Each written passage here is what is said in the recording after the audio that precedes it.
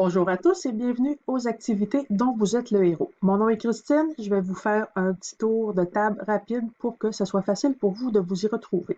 Donc, les activités dont vous êtes le héros, vous venez les chercher ici, sur Moodle, et vous arrivez sur la première page sur les différentes catégories. Votre professeur va probablement vous orienter sur la situation particulière qu'il veut que vous fassiez. Donc, médecine chirurgie dans votre cas. On va descendre, prendre l'exemple ici de M. Giroir qui porte sur la médication cardiaque. Donc, vous cliquez sur M. Giroir et la situation apparaît à l'écran. On peut l'agrandir ici avec les flèches qui sont là. Et si vous voulez la rapetisser, vous repésez sur les flèches tout simplement. On commence le cours et vous arrivez sur une page sur laquelle on voit des liens sur lesquels vous pouvez cliquer. Donc, feuille au chevet, FADM et dossier médical. FADM, vous connaissez. Feuille au chevet, c'est ce qu'on retrouve au chevet de votre patient. Donc, si je clique sur celui-là, vous voyez qu'il vous emmène dans une page séparée. Donc, M. Giroir est toujours ici en haut. Et vous avez maintenant un nouvel onglet qui est apparu pour les feuilles au chevet. Donc, vous y retrouvez ce que vous verriez au chevet de votre patient dans la vraie vie, les bilans, les signes vitaux. Vous pourriez aussi retrouver, par exemple, l'élimination intestinale, les suivis de narcotiques, les suivis de signes neurovasculaires, etc. Donc, vous vous promenez comme ça avec les flèches. Je vous conseille de laisser cette feuille-là ouverte pour revenir à M. Giroir. Vous pouvez maintenant venir chercher la FADM. Même chose, FADM comme vous retrouvez à l'hôpital, la médication régulière, vous vous promenez avec les flèches. Vous avez la médication PRN un peu plus loin.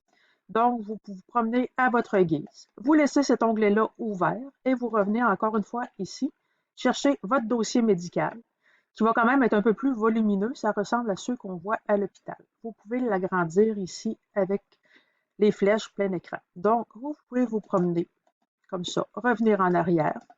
Et si vous voulez aller directement à une section particulière, vous venez ici. 26, c'est le nombre de pages, mais là, il va vous afficher ça en format grille. Donc, c'est facile de s'y retrouver. Disons que moi, je voudrais aller directement consulter les notes de l'infirmière. Donc, je m'avais dans les soins infirmiers ici. Et ça m'emmène directement aux soins infirmiers. Donc, pas besoin de tasser avec les flèches jusqu'aux 26 pages en entier.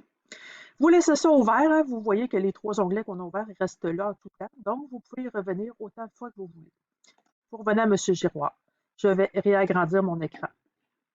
Et à droite ici, il y a toujours le bouton Continuer. Vous cliquez sur Continuer et vous avez maintenant un choix. Dans mon cas, je vais décider que j'évalue le patient, ce qui peut être une bonne idée avant de donner mes médicaments. Donc, ils vont vous donner à ce moment-là des résultats d'évaluation. Vous pouvez retourner à la FADM si jamais par erreur, vous avez fermé votre onglet. On continue. Suite à notre évaluation, je décide, moi, par exemple, de lui donner certains médicaments et, bon, ça a bien fonctionné. On continue, la situation continue. Et vous avez encore une nouvelle fois la FADM ici qui apparaît.